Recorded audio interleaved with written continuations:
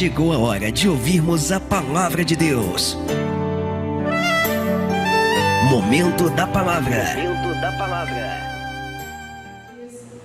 Nós vamos falar um pouco sobre oração. Se tem uma temática que tem movido o coração da igreja nesses dias, é o tema oração. Eu não pretendo aqui, nesse pouco tempo que nós temos, me aprofundar muito sobre oração. Eu vou passar rápido falando alguma coisa para os irmãos sobre a oração, mas eu quero falar sobre uma oração estratégica em tempos de guerra. Então eu queria que você abrisse a sua Bíblia comigo para nós lermos juntos aquilo que o Senhor tem colocado na sua palavra, justamente para que possamos fazer o enfrentamento dessa crise que está instalada no mundo. Então eu quero começar pedindo para você abrir a sua Bíblia para nós lermos a oração de Jesus, a oração do Pai Nosso. Vamos orar, vamos primeiro orar e depois nós vamos abrir nossas Bíblias e vamos pedir do Senhor uma direção. Pai Todo-Poderoso, eu venho diante da Tua presença, pedir que o Espírito Santo nos envolva cada coração, cada pessoa que está nos assistindo agora. Ó Deus, que o Senhor ouça o nosso clamor nessa tarde, para que a Tua igreja receba a revelação. O Senhor me pediu, ó Deus, nesse dia para orar aquela oração que o apóstolo Paulo fez pelos Efésios, no capítulo 1 e no capítulo 3. E eu continuo pedindo do Senhor, Pai, em nome de Jesus, eu te peço, dá à Tua igreja, dá ao Teu povo, Senhor, revelação nesse momento.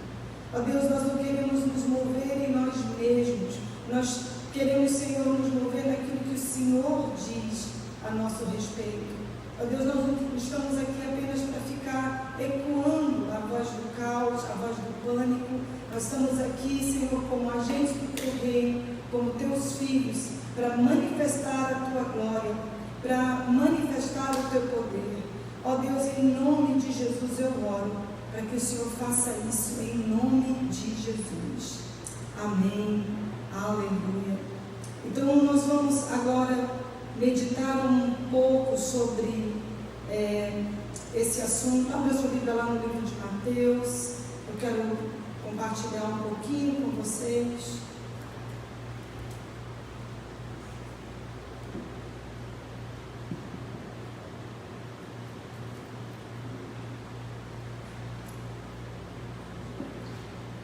Quero começar falando para os irmãos algo que tem nos incomodado nesses dias.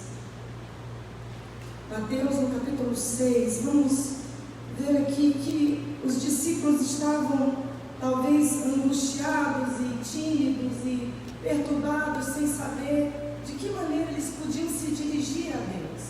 Havia toda uma oração ritual nos dias de Jesus, dentro do contexto da religião judaica. Eles tinham as orações que eram feitas pelos sacerdotes, as orações rituais, na hora da alimentação, na hora do Shabat e tudo mais.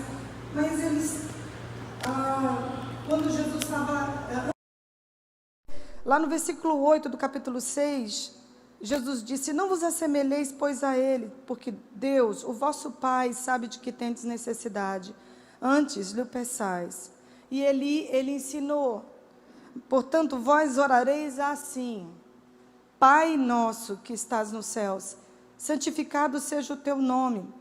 Venha o teu reino, faça-se a tua vontade, assim na terra como no céu. O pão nosso de cada dia, dá-nos hoje, e perdoa as nossas dívidas, assim como nós temos perdoado aos nossos devedores. E não nos deixes cair em tentação, mas livra-nos do mal. E eu acho lindo quando Jesus termina essa oração, porque ele diz: pois teu é o reino, o poder e a glória para sempre. Amém? Então aqui nós temos Jesus trazendo nós um modelo de oração. A gente sabe, irmãos, eu não tenho tempo para falar de todas elas, mas nós temos vários tipos de oração na Bíblia. Oração de ação de graças, aquela que você agradece, né, por algo, pelo alimento, por exemplo.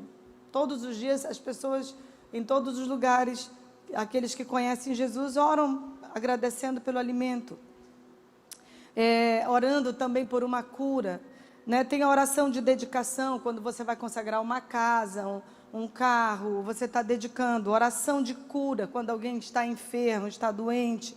Oração de libertação, para que alguém que está oprimido possa ser liberto.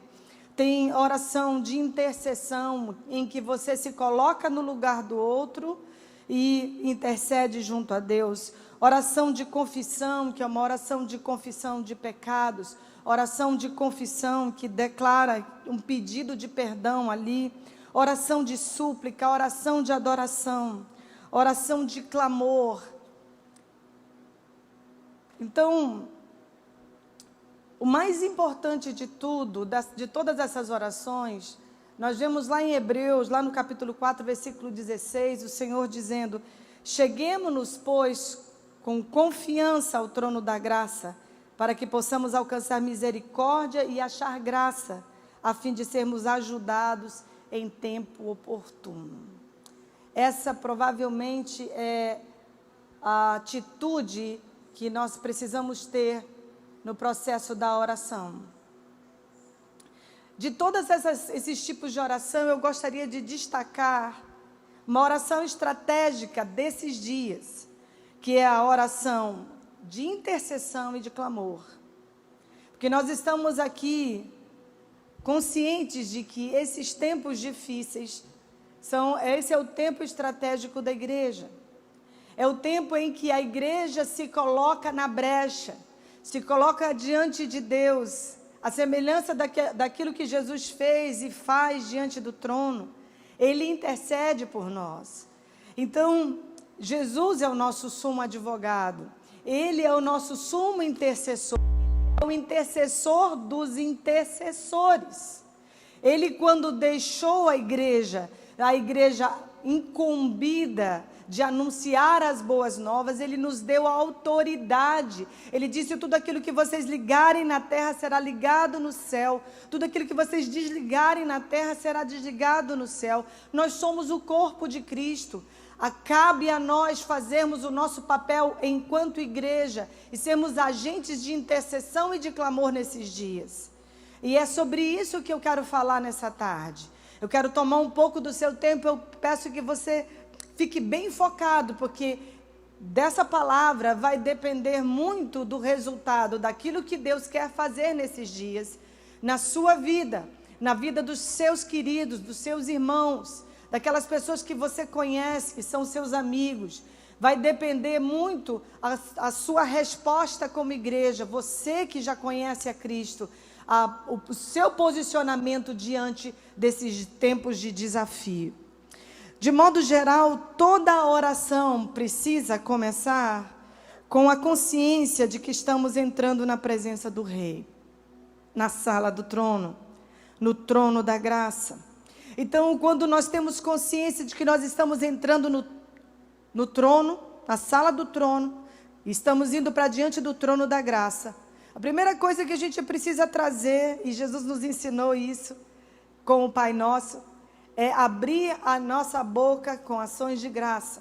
A palavra de Deus diz: entrai por suas portas com louvor, Salmo 100, e em seus átrios com hinos. Então nós temos que entrar na presença de Deus, por mais difícil que seja. Às vezes a gente pode estar angustiado, pode estar apressado para fazer uma oração, mas é importante que a gente entre com humildade, com consciência, a quem nós estamos falando: ao Rei de toda a terra, ao Senhor dos senhores, ao Deus poderoso e soberano, glorioso, Criador do céu e da terra. Então, quando Jesus começa: Pai nosso que estás no céu, santificado seja o teu nome, isso é um ato de louvor. Então eu quero conclamar você: toda oração que você fizer, não vá direto ao pedido.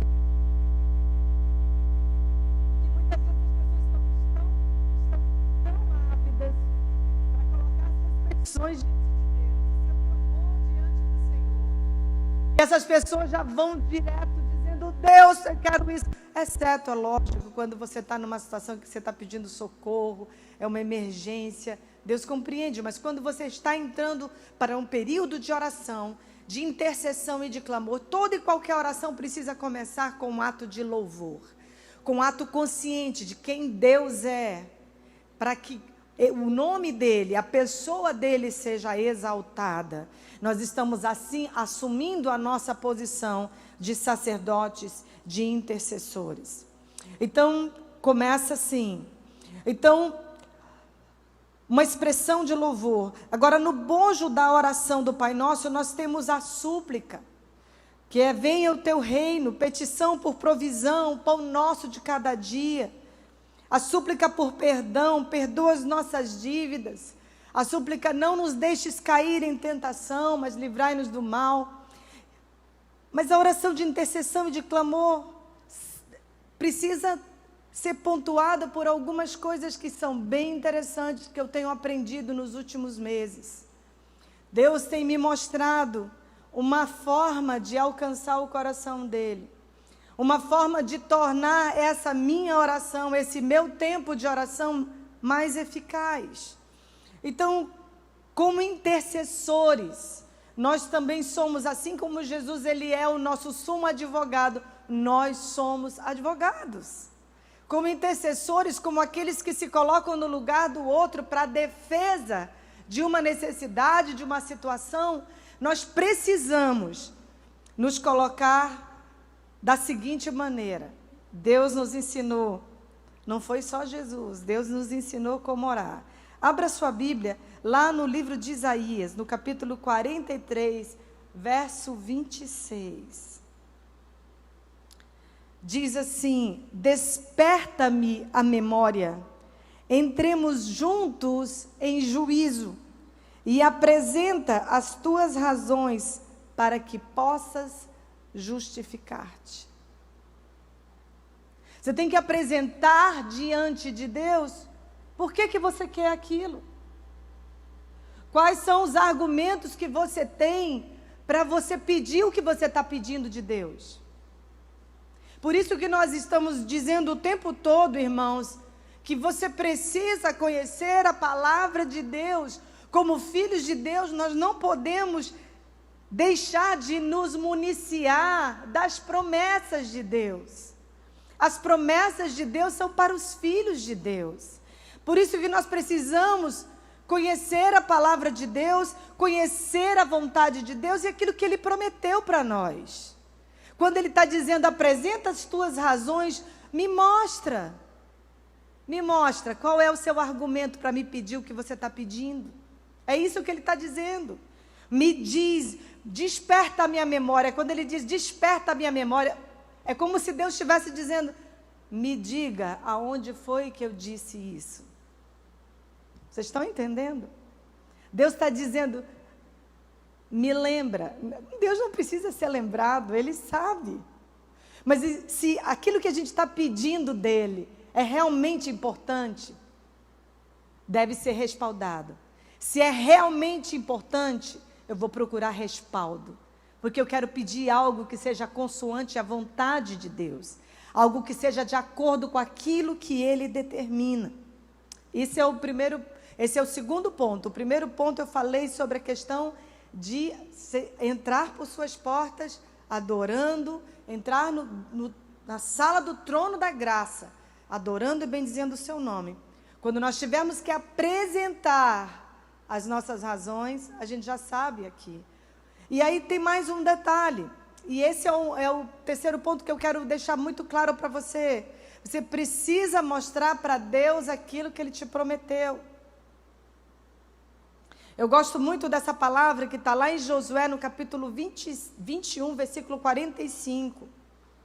De todas as boas promessas do Senhor, a nação de Israel, e nós somos o Israel espiritual de Deus. Nenhuma, repita no seu coração, nenhuma delas falhou. Ou seja, em outras traduções, nenhuma delas caiu por terra. sem que se cumprissem. Vocês estão entendendo por que é tão importante nós conhecermos as promessas de Deus para nós? Por que é tão importante eu tomar tempo com a palavra e assimilar essa palavra para mim? Permitir que essa palavra tome forma em mim? Tomar forma, se substanciar em mim, se materializar na minha fé? Sim, a fé pode ser materializada no cumprimento das promessas de Deus. Eu creio e Deus cumpre. Aleluia. Outro motivo, outra coisa muito interessante, que a gente precisa observar, uma outra forma da gente entender isso, um outro argumento para aquilo que nós estamos dizendo nessa tarde, é que Deus prometeu lá em Jeremias 1:12, outra coisa poderosa. Ele diz que Ele está em cima do que Ele prometeu. Ele vela pela palavra dEle. Ele está comprometido. Prestem bem atenção no que eu estou dizendo. Deus está comprometido com a sua palavra. Deus está comprometido. Então, olha o que Jeremias 1:12 diz. E disse-me o Senhor, viste bem, porque eu velo sobre a minha palavra para cumpri-la. Velar significa estar de guarda, está diante dos seus olhos tudo aquilo que Ele prometeu. O ponto 5 daquilo que a gente está abordando sobre essa oração de clamor, de intercessão. Você precisa entender algo. Tem um outro argumento forte, um outro argumento poderoso para nós aqui. Está lá em Isaías 55. Uma outra coisa poderosa. Eu queria que isso ficasse impregnado na sua mente, no seu coração, e que isso mudasse completamente a maneira, através da qual, a maneira que você tem orado, que você tem intercedido, que vocês têm clamado. Eu quero que você olhe, que você grave todos os textos, que você coloque aqui. Olha só o que Isaías 55, verso 11 diz. Assim será a palavra que sair da minha boca. Não voltará para mim vazia, mas fará, eu repito, mas fará o que me apraz e prosperará naquilo para que a designei. Uau! Que palavra!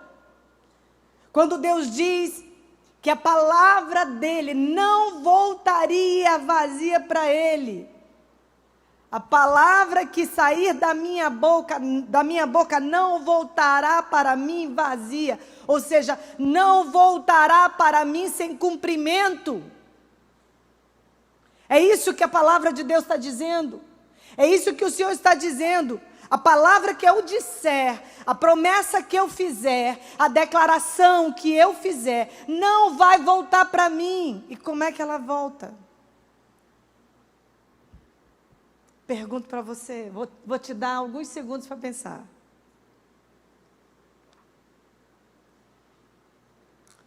Como é que a palavra volta? Pense, irmãos. Como é que a palavra volta? Como é que a palavra volta? Quando eu apresento ela diante do Senhor. Quando eu apresento as promessas, quando eu apresento a palavra de Deus para Ele. Vai ter que se cumprir. Porque eu estou apresentando o que Ele prometeu. As promessas muitas vezes não se cumprem na nossa vida porque nós não as apresentamos diante do Senhor. Eis o que eu tenho aprendido. Existem promessas que não têm se cumprido no meio do povo de Deus. Porque são promessas que não são apresentadas. Muitas promessas o povo de Deus desconhece. Outras promessas o povo de Deus não valoriza a ponto de mostrar para Deus: eu quero por causa disso, o Senhor prometeu. E eu tenho, irmãos, aprendido às vezes a duras penas. Eu sou tão ser humano falível quanto você é.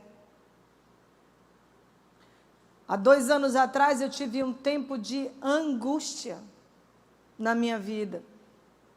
Um tempo de muita dor física. E eu falei para Deus, e eu vou mostrar para os irmãos, que eu falei para Deus algo, eu digo: Senhor, eu queria muito que o Senhor cumprisse a sua palavra na minha vida. Porque a tua palavra diz: honra teu pai e tua mãe. Eu honro os dois. Eu sou uma mulher que honra. Honra a autoridade. Eu honro o pai, eu honro mãe, eu honro o marido. E eu estou passando por essa dificuldade e parece que uma espada voando em cima da minha cabeça e a qualquer momento vai me decepar. Eu tive um diagnóstico perigoso. Um diagnóstico sobre a minha vida, sobre a minha saúde, que me colocava em situação de risco de eventualmente vir a morrer. Os irmãos não têm ideia da angústia que eu passei. E eu me lembrei da palavra do Senhor. Eu me lembrei desse detalhe sobre apresentar esse texto de Isaías 43, 26. Ele veio à minha memória dentro do processo de reivindicar de Deus as promessas. E aqui a palavra de Deus mostra exatamente isso. No Salmo 91, lá no finalzinho, no versículo 16, aliás, no versículo 14, começa aí. Porque eu me apeguei ao Senhor com amor, eu me apeguei a Ele não por aquilo que Ele pode me dar. Sabe que se Deus fizer, Ele é Deus, se não fizer, Ele continua sendo Deus? Essa é a minha filosofia há muito, muito tempo. Sou extremamente grata por estar viva. E o versículo 14 tem sido algo real na minha vida. Porque a mim se apegou com amor. Eu o livrarei, pô-lo-ei a salvo, porque conhece o meu nome. Ele me invocará, e eu lhe responderei, e na sua angústia eu estarei com ele. Livrá-lo-ei. Eita promessa. Eu disse: Senhor, eu quero isso. O Senhor disse que quer me livrar, então eu quero ser livre. Eu quero ser liberta dessa doença. Eu quero que isso vá embora da minha vida. Livrá-lo-ei e o glorificarei. Aí o versículo 16. Eu falei para Deus, eu disse: Deus, a minha bisavó morreu com 104. O meu avô com 94. E a minha mãe com 70, vai fazer 73 esse ano. Naquela época ela estava com 70 anos. Eu disse: a minha mãe é uma das pessoas mais saudáveis que eu conheço. Eu quero. Eu quero, Senhor. Versículo 16.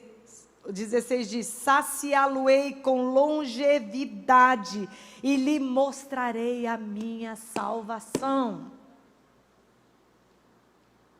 Eu quero. Onde está o meu direito? Em mim? No ser humano falível? Pecadora? Não. Meu direito está em Jesus. Ele é o herdeiro de Deus e eu sou co-herdeira com Ele. Eu estou indo junto. Então, por causa da promessa da salvação, por aquilo que Jesus fez na cruz do Calvário, eu tomei direito. E por isso eu tenho direito a todas as promessas que estão na palavra.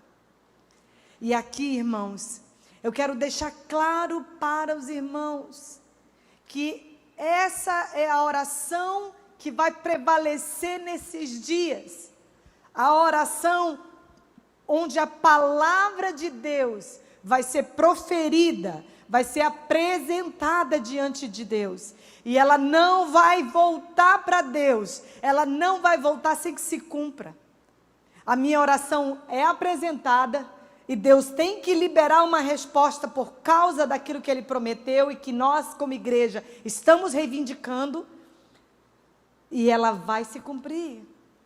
E nesses dias nós estamos profetizando, nesses dias nós estamos fazendo declarações proféticas. Nós não estamos aqui para ficar dando eco ao pânico, nós não estamos aqui para o tempo todo estar falando da crise, da dificuldade, do caos. Não. Ontem, irmãos, só para os irmãos terem uma ideia, ontem, quando o pastor Montefusco estava fazendo uma oração profética, aqui nós tivemos uma visão daquilo que Deus vai fazer na economia brasileira. Deus está esticando para trás com toda essa situação. Preste bem atenção, quem tem ouvidos para ouvir, ouça. É como um valente que estica o arco para lançar a flecha. Pá! E vai cumprir o seu propósito. A economia do Brasil vai explodir. O Brasil vai experimentar tempos de refrigério depois que essa tempestade passar. Coisas grandiosas vão acontecer, coisas tremendas vão acontecer, ainda que os agoreiros de plantão estejam profetizando o caos.